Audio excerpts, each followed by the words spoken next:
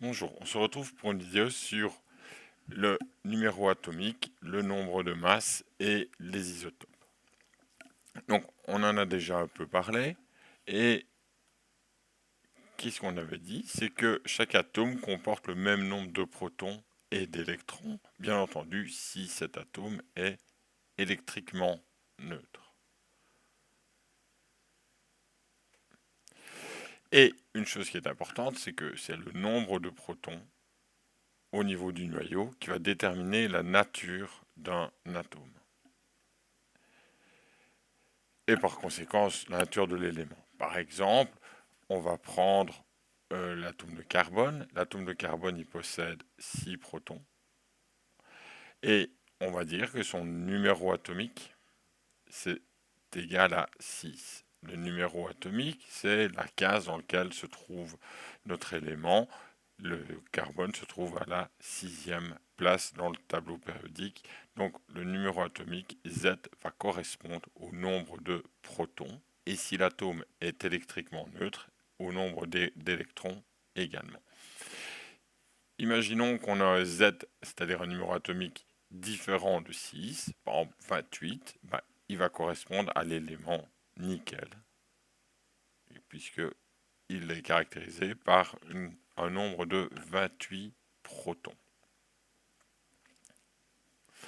Alors, on a constaté que les mêmes atomes, donc les atomes qui possèdent le même nombre quantique, n'ont pas toujours la même masse. Et d'où vient cette différence entre le nombre atomique et la masse? C'est en fait le nombre de neutrons qui va différer, qui va être différent par rapport au nombre de protons. Si par exemple je prends le carbone il existe sous trois versions. On a le carbone qu'on appelle 12, comme ceci. On a le carbone 13. Et le plus connu, c'est le carbone 14. Alors, à quoi correspondent ces deux valeurs? En fait, le 12, ça correspond au nombre de masses. Vous voyez, donc le carbone 12, il a un nombre de masse égal à 12, c'est-à-dire qu'il possède 6 protons, puisque c'est un carbone, hein, pour rappel, son Z, le numéro atomique, c'est égal à 6, et il possède à ce moment-là 6 neutrons. C'est-à-dire que A, le nombre de masse, c'est égal à Z plus le nombre de neutrons.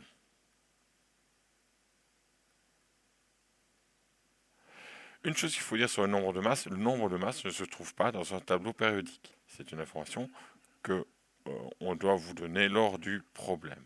Mais vous pouvez le déterminer si vous avez le nombre de neutrons, par exemple. D'accord. Donc le carbone 13, lui, va posséder 6 protons et 7 neutrons puisqu'il a un nombre de masse égal à 13. Et le carbone 14, il a un nombre de masse égal à 14, c'est-à-dire que le carbone va avoir 6 protons, hein, c'est du carbone, et 8 neutrons.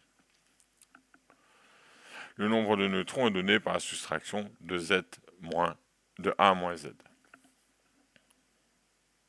Donc ici, on va pas... Oh, je fais une faute, c'est pas 2 isotopes, mais c'est 3 isotopes que voici. Alors, petite règle, le nombre Z est placé en haut à gauche du... est placé, excusez-moi, en indice à gauche du symbole de l'élément, et le nombre A est placé en exposant à gauche du symbole de l'élément. Donc ça va permettre de différencier les isotopes. Et maintenant, on va voir l'unité de masse atomique. Alors, il est connu que l'atome est extrêmement petit, d'accord, et il est très difficile d'en mesurer la masse.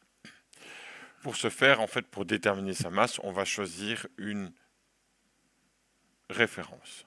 Alors, dans le système international, la référence est l'isotope de carbone 12, d'accord, donc celui qui possède 6 protons et 6 neutrons.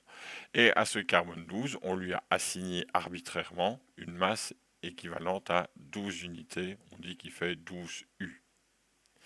Donc une unité U va correspondre à un 12e de la masse réelle du carbone 12.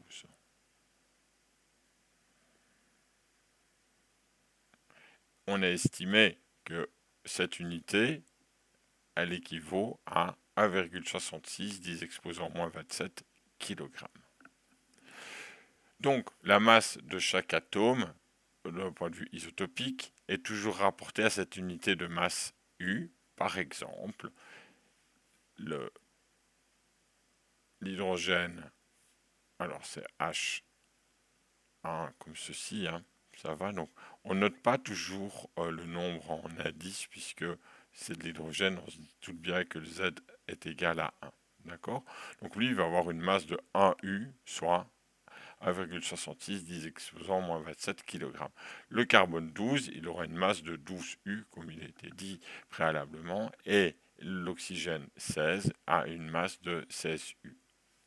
Bien que la masse d'un atome de carbone 12 soit exactement de 12 unités, pour obtenir la masse d'un échantillon de carbone naturel, c'est-à-dire c'est le carbone qu'on rencontre partout, hein, il va être constitué, ce carbone naturel, d'une des trois isotopes, donc carbone 12, 13 et 14, et dans leur abondance respective. C'est-à-dire que la masse réelle des éléments, vous l'avez vu dans le tableau périodique, n'est jamais une valeur entière, et on va voir comment on détermine cette masse des éléments naturels par rapport à l'abondance de leur isotope. Dans la nature, on va retrouver du carbone 12, et ça va représenter 98,892% des atomes sont de carbone 12, 1,108% des atomes de carbone naturel sont du carbone 13, et il y a une très petite proportion de carbone 14.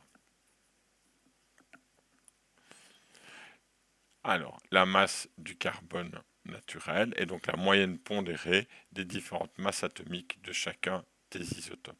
Par exemple, on va déterminer la contribution du carbone 12, donc ça va être son abondance que j'ai déjà divisé par 100 hein, pour repasser. Donc on a une abondance de 0,98 892 fois 12 U, puisque c'est la masse de l'isotope 12, et on va avoir une contribution de 11,87 unités. Si maintenant on va déterminer la contribution du carbone 13, vous voyez il est une unité au-dessus, hein, c'est 13 unités. On va le multiplier par son abondance et on va voir sa contribution. La masse du carbone naturel, en fait, c'est la masse atomique moyenne donc la masse atomique moyenne d'un atome de carbone, c'est égal à 11,87 U plus 0,144 et ça va valoir 12,01 U ou grammes par mole quand on aura vu cette unité-là. Donc voilà, ça explique pourquoi les masses atomiques ne sont pas des nombres entiers. Merci.